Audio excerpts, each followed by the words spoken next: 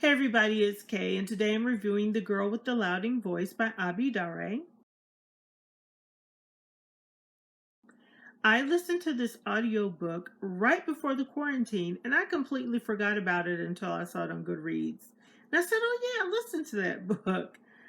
I enjoyed it. I thought it was really good. The narration, I think, is what really did it for me because the narrator was great.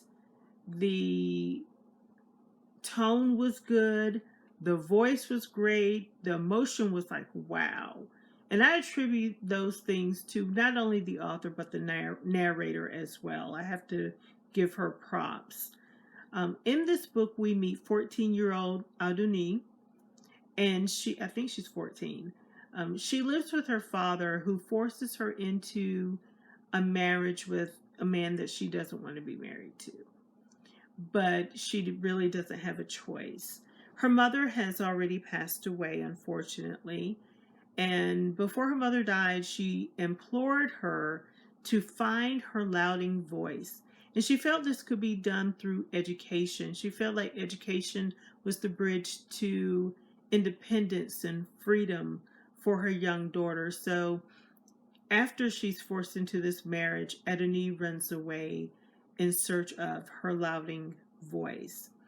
One of the things I had to remind myself as I read this book was that this was a child and she was naive and oblivious to the world going on around her because of some of the things she thought, some of the decisions she made. I was like, girl. The book in some places was difficult to understand, and that's because of a lot of the broken English that the character used. I don't know, had I sat and read the book, if I would have been able to muddle through the language, but listening to it really helped when I didn't understand to put things into context. The characters were well developed in this book. There was a hint of mystery in this book as well, which I did not expect. So that was a bonus for me since I love mysteries. The book could be predictable in many ways, but even with this predictability, I liked the way the author wrote the story. I thought it was very good and entertaining.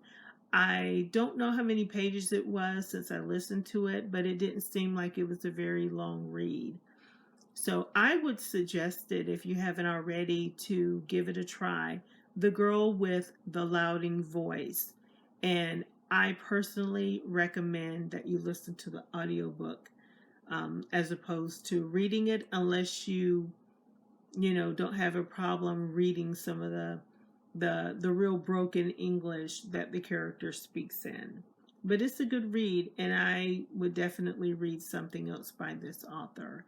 So I hope you enjoyed this review, and let me know if you read it and what you thought about it. Until next time, everybody, keep reading. Bye-bye.